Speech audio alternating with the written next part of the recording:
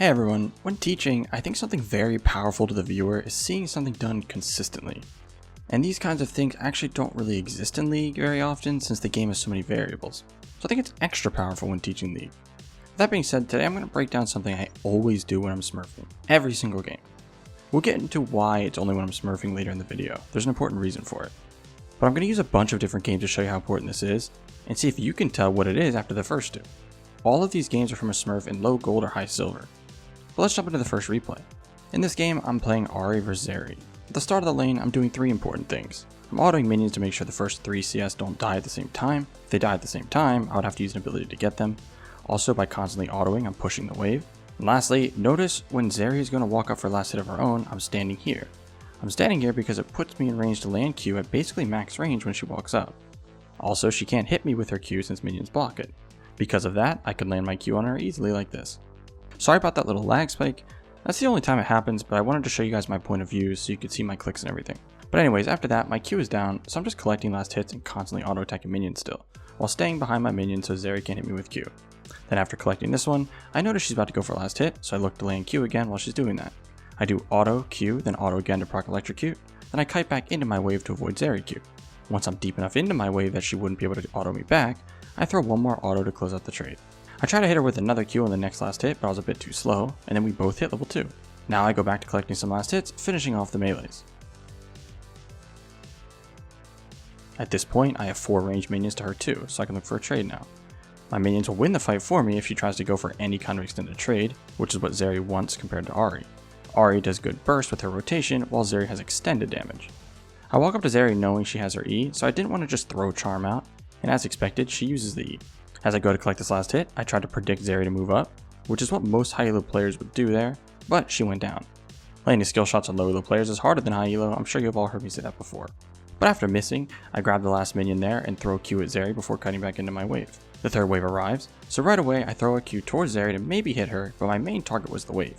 I'm in a spot where I can be easily ganked, so I want to try and crash the wave here soon. I hit level 3 after collecting some last hits, but I'm still just constantly autoing to try and clear the wave as fast as possible. It's not worth it to use Q on just these 4 minions, it was fine to hit an entire wave before this though. After clearing these 2 minions, I'm back in the same spot as before. I have a minion advantage and Zeri is looking to collect her own last hits, so I try and land a charm as the cannon gets low. Sadly I miss again. Then when she walks up for the next last hit, I try to land a quick electrocute proc with auto W and Q, but she uses E to dodge the Q. I made sure the second half of the Q hit most of the wave though, so I can try to clear the wave before I get ganked. I use my next Q just on the wave to clear it, and look for a quick charm as the wave crashes to see if it would hit Zeri for some damage, but I don't connect there either. Well, things haven't been going too well for me here, have they? I've missed every charm. We're going to come back to this replay in a bit to see what happens after. Let's jump to the next one first though. Try to see what both these replays have in common. In this one, I'm on Aurelion Sol vs Vel'Koz.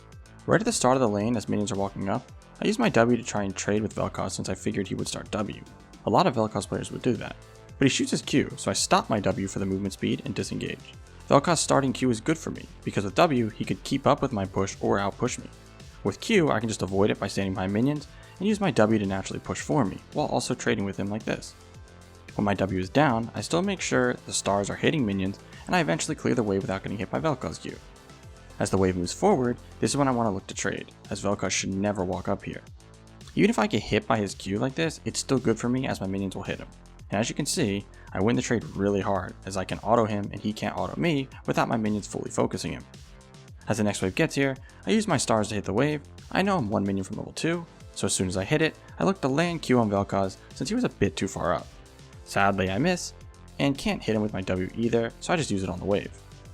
Now it's back to collecting last hits while pushing with autos and stars.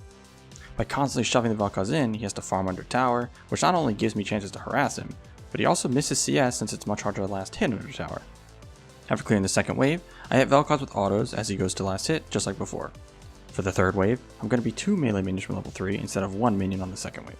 So I'm focused on killing 2 minions quickly. At this point, I want Vel'Koz to walk up a little further so I can get a longer trade on him than other times. Vel'Koz is a poke champion and this one started tier, meaning he has no combat stats at all. If I land my Q on him with a full W, I win the trade pretty easily. Also, if he uses Q to grab a last hit, it makes it easier to initiate a trade as he can't just slow me. And as expected, he uses it there. That's the green light to go in as soon as he's going for this next last hit, and with that I chunk him into kill range.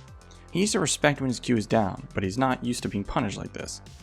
Now that he's in kill range, I'm just pushing with stars while waiting for my Q to come back up, and while I'm doing that, he uses his E on the wave. His E is a big cooldown and it's basically a self-peel ability if I try to get aggressive. Using it for a small line of poke like this is a big misplay. But I focus on collecting last hits now while my potions kick in, and I was a bit hesitant on trying to use Q here since he has bear and he was basically on top of his tower. I don't want to trade kills trying to dive him when I have such a massive lead. As the next wave arrives, I move over to the bottom side of the lane, which will naturally make Vel'Koz move to the other side like this. This puts him much further from the tower, so I can cut him off like this and ignite as his barrier is about to fall off to get the kill. Did you notice what big thing both VODs had in common?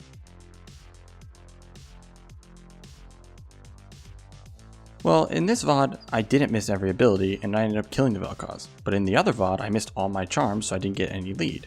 Or did I? We have to go back to the other VOD again, I think. I just crashed a wave and missed charm and now I'm out of mana, so I immediately go into the brush and recall. I buy a Dark Seal and boots and base and immediately run back to lane. When I get there, notice the wave. Zeri has a big wave and is trying to finish clearing the cannon wave so she can recall. Since I recalled first, I have the item advantage and health advantage, and I'm not going to let her crash this. She has a big wave though, so I first throw my Q to hit all the minions to try and thin out the wave a bit. She jumps in with E right away to try and trade, so I kite into my wave while waiting for my Q cooldown. She has almost cleared my wave though, so I just need to make sure to thin the wave enough that I can freeze it as my next wave arrives. I do exactly this, since there were only 3 minions. At this point she has 2 options, either stay and try to crash the next wave, but she won't have as big of a wave this time to protect her, or recall now and lose a ton of experience while the wave is frozen. If she dies trying option 1, she loses the lane, if she recalls now, she loses the lane. This is one of the worst situations to be in as a mid laner. She decided to stay, and I land this Q on her as she walks up to last hit.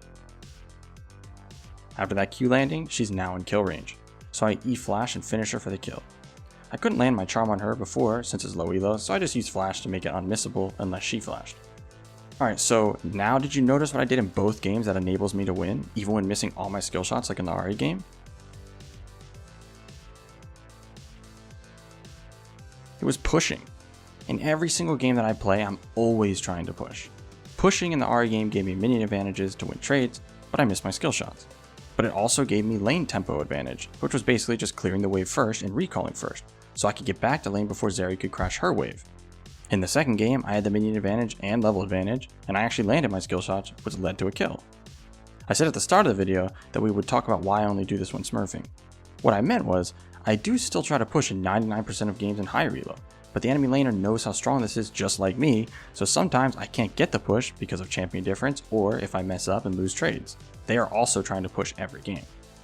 In low elo, they let me push every single game without contest. So we're going to speed through the first levels of some different games too, just to show you what I'm talking about. In this one, I'm on TF vs Mouse. You can see, even when speeding through, that I'm always on his side of the lane. I get ganked by Yi, but it doesn't matter, I constantly push. And I eventually kill him just like the other games. And in this one, I'm on Zeri vs Yasuo. I slow push into him and hit level 3 first. This enables me to kill him just a few seconds later from that level advantage winning me the trade. Alright, so you should get the point now. Pushing is super important and enables you to win lanes and win games. If you do that constantly and avoid ganks, you'll see how much easier it is to win. Now, what you find here on YouTube is just the tip of the iceberg. If you want to unlock your true potential, then you need to dive into skillcap.com.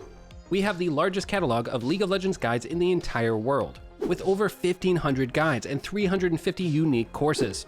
You get brand new guides every week exclusive to our website, along with our Smurf commentaries where our challenger experts walk you through how to carry out of the exact rank you're stuck in. Still unsure? Well, you can have all your questions answered by those same challenger experts.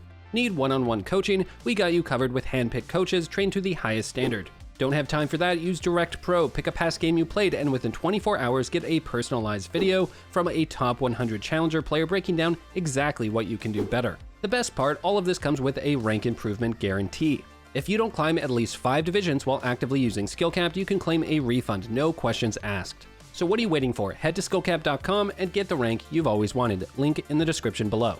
But that's going to bring us to the end of this video. We hope you enjoyed it, and thanks for watching.